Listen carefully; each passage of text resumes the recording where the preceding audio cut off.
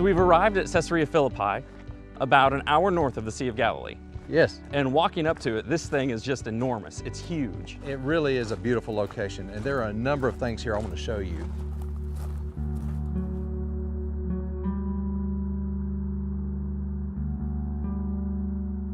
This site has a lot of historical significance even prior to the time of Jesus. Well, it does. It sits on an international highway between Mesopotamia and Egypt.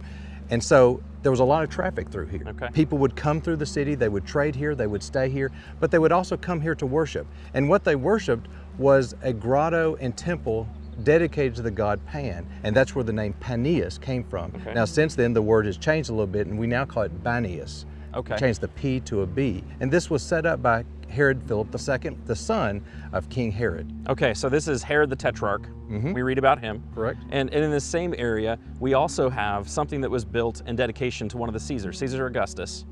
And we don't know that it was exactly right here, but it was here in Caesarea Philippi, somewhere in the area. That's correct. King Herod built 3 temples. One was here at Caesarea Philippi, there was another one at Caesarea Maritima, and there was another one at Samaria. And we have examples of some of that. You know, we have some of these pillars, some of these capitals, but besides that, I mean, what most people come to see is the remains of those temples and the sacrificial site to Pan. That's correct. And those are just up the hill over there. Okay.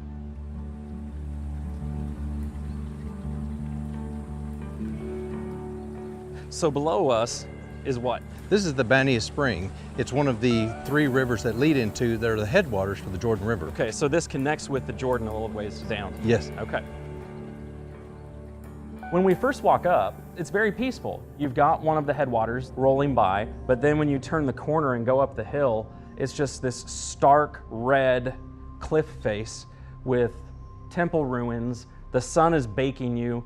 Coming up here, we've got this cave with a big rock in it. Right. Well, this is where the sanctuary of Pan once stood. The grottos are on up the hill here. The sanctuary used to sit right here, right in this grotto. There was water that flowed out of Mount Hermon down through here. And what they would do is they would bring a goat and try to sacrifice the goat, and they would throw the goat into the water.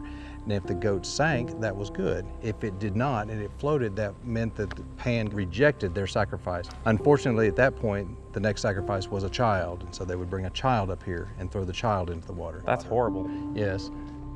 So at some point, this was all filled in. Water's Yes. not flowing out anymore. No, it was all filled in. There was a huge building here, and the water would flow out and it'd flow down to the stream where we were below. Okay.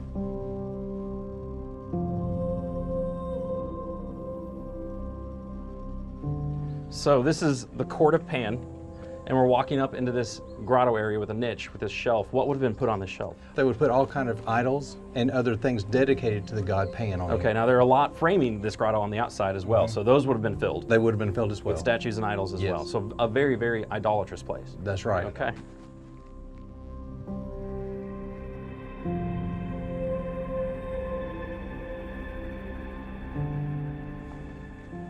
So we've got this arch, the niche right there. Yeah. And the temple would have come out from here and sat on this platform. Of course, a lot of it has fallen down over the years. So this whole floor has sunken in. Yes. You were saying seismic activity in the area. That's right. This is where a statue would have sat, here at the court of Nemesis.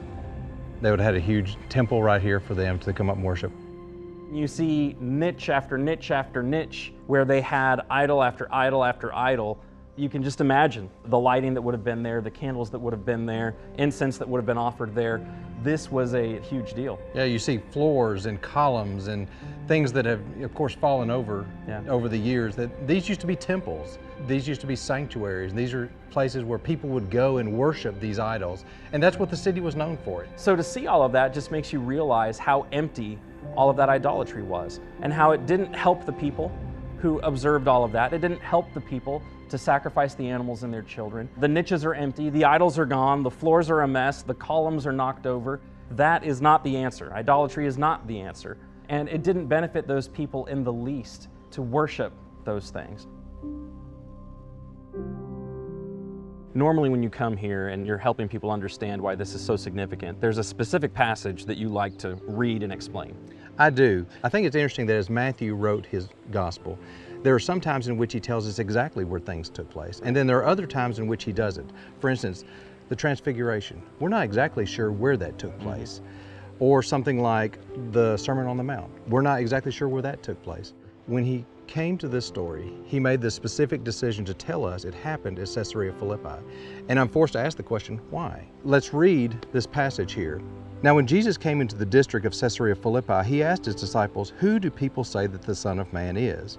And they said, "Some say John the Baptist, others say Elijah, and others Jeremiah or one of the prophets." And he said to them, "But who do you say that I am?" Simon Peter replied, "You are the Christ, the Son of the living God."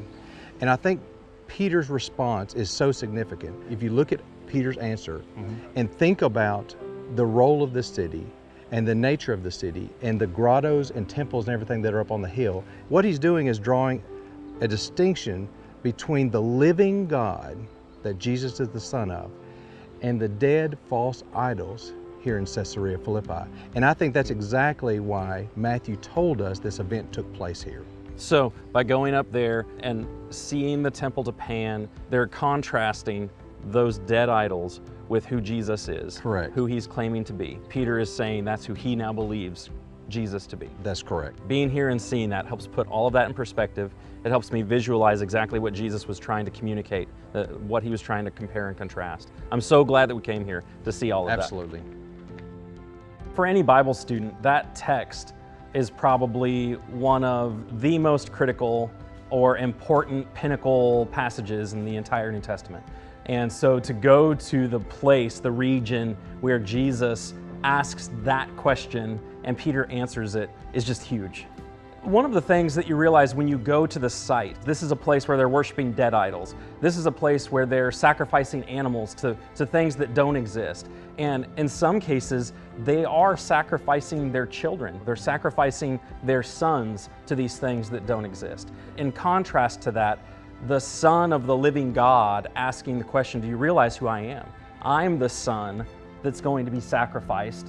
It just blows you away to realize the stark contrast. And so I think to be there, to have that explained, to be able to visualize that helps you appreciate how immense the question and how significant the answer is. This wasn't just a carpenter's son. This was the long-awaited Messiah, the anointed one. This was the promised deliverer of Israel and everyone else.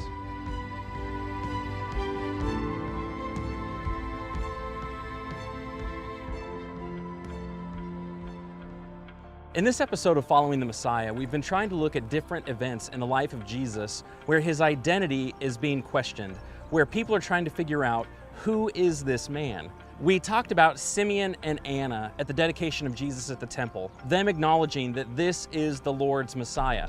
We talked about Jesus explaining to his hometown synagogue that he was the fulfillment of the prophecy in Isaiah. Now they rejected him, and then he went on to Capernaum. We culminated by going over to Caesarea Philippi, where Jesus asks his apostles a very personal question. First by saying, who do people say that I am? And then really bringing it home and asking them, after all the time they've spent with him, all the teaching they've heard, and what they've seen him do, who do you say that I am? Every person and every generation has to answer that great question. Who is Jesus? Is he the Son of God, or is he not? Our hope is that you'll be able to answer that great question by saying that Jesus Christ is the Son of the living God.